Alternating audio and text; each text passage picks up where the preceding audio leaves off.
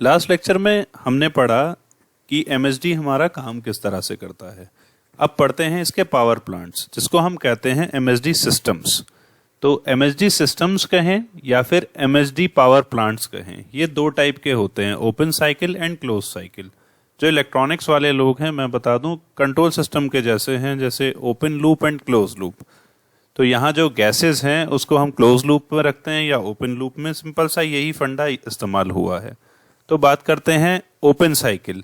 और जैसे कि मैंने लास्ट लेक्चर में बताया कि यहाँ पर रिन्यूएबल क्या है, रिन्यूएबल की बात जो की है वो हमने यहाँ पर गैस का इस्तेमाल किया है, ओके, प्लाज्मा का इस्तेमाल किया है, जिसकी वजह से जो हमारा बर्निंग कोल है वो कम हो जाएगा। हम कम जल्दी से हम इन गैस का टेम्परेचर को राइज कर सकते हैं और ज़्यादा अमाउंट ऑफ पावर प्रोड्यूस कर सकते हैं as compare to the normal thermal power plant.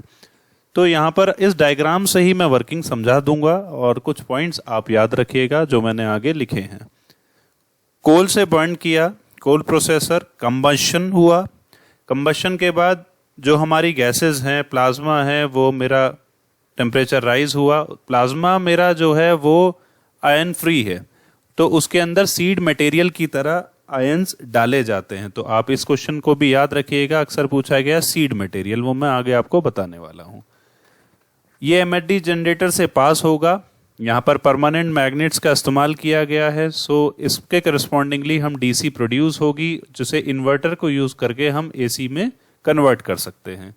अब ये प्री हीटर में जाएगा। प्री हीटर यहाँ पर फिर से कोल की वैल्यूज को कम करेगा, उसके यूसेज को कम करेगा और यहाँ पर कंबशन के काम आएगा। तो यहाँ पर भी हम इसको यूज कर सकते हैं। फाइनली जो हमने सीड मटेरियल डाला वो हम वापसी ले लेंगे और प्यूरीफायर के थ्रू जो हार्मफुल गैसेस हैं उसको हम अलग हटा लेंगे और स्ट्रैक के थ्रू, चिमनी के थ्रू हमारी जो एग्जॉस्ट गैसेस हैं उसे हम बाहर छोड़ देंगे। तो कुछ पॉइंट्स जो आपको याद रखने हैं वो ये कि कोल यूज कर सकते हैं और भी चीज़ें यूज कर सकते हैं। 2500 से 2700 डिग्री सेल्सियस तक हमें गर्म करना पड़ता है उन गैसेस को at 12 atmospheric pressure. Pre heat plasma use किया हमने। सीड मटेरियल के लिए आयंस, उसके लिए हम उसमें पोटेशियम कार्बोनेट डालने वाले हैं। अब सारा प्रोसेस तो सारे आपका लिखा ही है। During the expansion of gas at high temperature positive negative ion जो है वो मूव करेंगे, जिसकी वजह से इलेक्ट्रिक करंट मेरा प्रोड्यूस होगा जो कि डीसी होगा। इन्वर्टर को यूज करके हम उससे एसी प्रोड्यूस कर सकते हैं। सीड मटेरियल को रिकवर किया जाएगा और साथ में जो हार्मफुल गैसेस हैं उसको हम प्रोटेक्ट कर लेंगे। Open cycle MSD system suitable नहीं होते कमर्शियल यूज के लिए, क्योंकि यहाँ पर एग्जॉस्ट गैसेस वाली काफ़ी प्रॉब्लम आ जाती है कई बार। तो exhaust gases of MSD system is use to raise steam generators.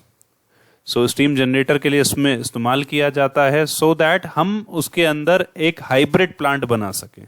तो जो प्री हीटर पार्ट है, एग्जॉस्ट गैस वाला पार्ट है, उसमें हम स्टीम भी प्रोड्यूस कर सकते हैं। आप इस तरीके से सोच सकते हैं कि एक तरफ तो हमारा गैस की वजह से काम चल रहा है और उस जो गैस मेरी हीटेड है वो पास हुई, तो दूसरा एक और जनरेटर लगा है जहां पर स्टीम हम प्रोड्यूस कर रहे हैं वाटर से, उसी गर्म गैस से।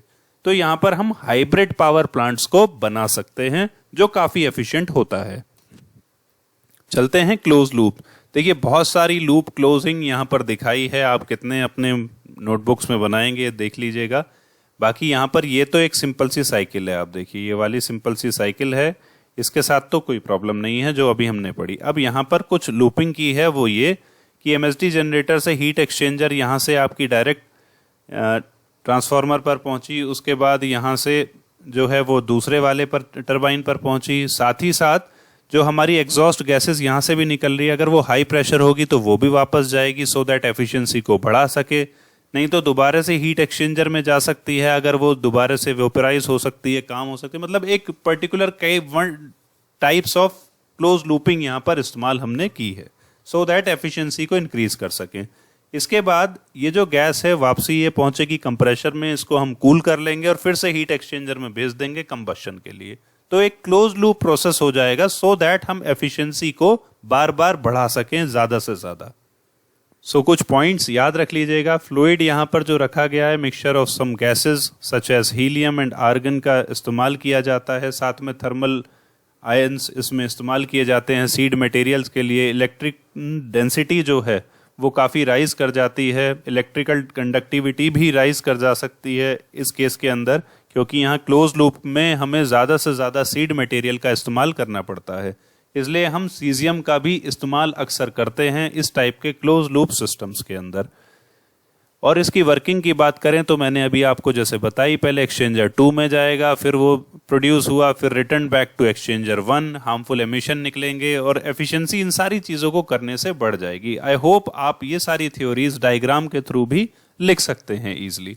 लॉसेस की बात कर लें फटाफट से, तो एडी जैसे कि हमारे ट्रांसफार्मर्स में, जनरेटर्स में लॉसेस हैं, यहाँ पर भी कुछ वैसे ही हैं, एडी करंट लॉस, क्योंकि वहाँ पर हर डक्ट सेक्शन पर जो हमारे आयंस जा रहे हैं जिसकी वजह से एक एडी करंट प्रोड्यूस होगा, एक मैग्नेटिक फील्ड वहाँ पर जनरेट होती रहेगी जो हमारे ओरिजिन मैग्नेटिक फील्ड को डिस्टॉर्ट करेगी। तो eddy current losses, friction and heat transfer losses, क्योंकि हाई टर्बुलेंस होगा उस गैस का जिस वजह से फ्रिक्शन लॉसेस हो सकते हैं, हीट ट्रांसफर लॉसेस हो सकते हैं। इलेक्ट्रोड जो कि मेरी लो टेम्परेचर पर है जिस वजह से भी मेरा हीट लॉसेस हो सकते हैं। इसके बाद Hall effect losses, obviously because of the Lorentz forces which will equal to EVB. तो ये सारे लॉसेस आपने पढ़े ही होंगे। एडवांटेजेस की बात करें तो बहुत अच्छी एफिशिएंसी, कोई मूविंग पार्ट नहीं, थर्मल पॉल्यूशन काफ़ी कम हो जाता है जब हम उसको हाइब्रिड मॉडल में इस्तेमाल कर लेते हैं, हीट का यूटिलाइजेशन भी अच्छा कर सकते हैं हाइब्रिड टाइप के अंदर, reduces amount of heat discharge to environment, मतलब कोल के केस में वो पूरी हीट एनवायरनमेंट में जा रही थी, बट यहाँ पर हम हाइब्रिड सिस्टम बनाकर उस हीट को बार बार एब्जॉर्ब कर सकते हैं। कैपिटल कॉस्ट काफ़ी कम होती है, वेट काफ़ी कम हो जाएगा, जल्दी से स्टार्ट हो जाता है, कोई सा भी फ्यूल आप यहाँ पर इस्तेमाल कर सकते हैं।